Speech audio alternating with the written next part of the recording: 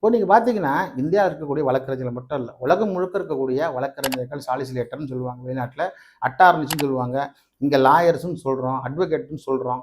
இப்படி நிறைய வார்த்தைகளாக சொன்னால் கூட எல்லாத்துக்கும் ஒரே ஒரு அர்த்தம், சட்ட ஞானம் பெற்றவர்னு சொல்லலாம், சட்டம் படித்தவர்னு சொல்லலாம், அவ்வளோதான். உலகளாவே அர்த்தம் வந்து லாயருக்கும் அட்வொகேட்டுக்கும் சாலிசிலேட்டருக்கும் அட்டார்னிஸுக்கும் இதுதான் அர்த்தம். அதனால் அப்படி இருக்கும்போது ஒருத்தர் குத்தம் செஞ்சாருனாக்கா குத்தம் செஞ்சவருக்கு ஆதரவாக ஒருத்தரும் குத்தம் செய்யாதவருக்கு ஆதரவாக ஒருத்தரும் ஆஜராகலாம். இப்போ வந்து பார்த்தீங்கன்னா கவர்மெண்ட் சைடு இந்த சைடு, இப்போ சொத்து சம்மந்தமாக கூட பார்த்தீங்கன்னா ஒரு சைடு இந்த சைடு, ஒரு சைடு அந்த சைடு, டிஃபென்ஸ் சைடு அந்த சைடு பார்த்தீங்கன்னாக்கா ப்ராசிக்யூஷன் சைடு, இப்படி ரெண்டு வாதங்கள், ரெண்டு வழக்கறிஞர் தான் செய்வாங்க. இப்போ உதாரணத்துக்கு ஒருத்தர் தவறு செஞ்சுட்டு வழக்கறிஞர்கிட்ட போகிறார், இந்த மாதிரி தவறு செஞ்சுட்டேன், எனக்கு வந்து நீங்கள் ஜாமீன் வாங்கி கொடுங்கன்னா பண்ணி தான் ஆகணும். அந்த இடத்துல போயிட்டு ஒரு ஜட்ஜு கிட்ட இல்லைங்க இவர் வந்து தப்பு தான் பண்ணிருக்காரு, நீங்கள் தெரியும் என்கிட்டயும் சொல்லிட்டாரு அப்படின்னு சொல்ல முடியாது. அப்படி சொன்னால் ஜட்ஜு முதல்ல நீங்கள் வெளியே போங்கன்னு வரும், அவர் சைடு பெட்டிஷனை போட்டு அவருக்கு அகேன்ஸ்டாக நீங்கள் பேசுறீங்கன்னு வரும்.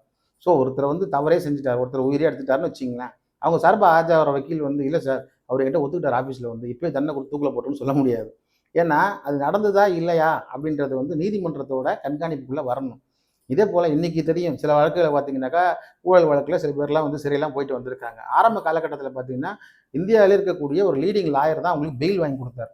அந்த லாயருக்கே தெரியும் நல்லா இந்த வழக்கில் இவங்க ஊழல் பண்ணியிருக்காங்கன்னு, அந்த ஜட்ஜுக்கு நல்லா தெரியும் ஊழல் பண்ணியிருக்காங்கன்னு, ஏன் மக்களாகி நமக்கு நல்லா தெரியும் ஊழல் பண்ணியிருக்காங்கன்னு.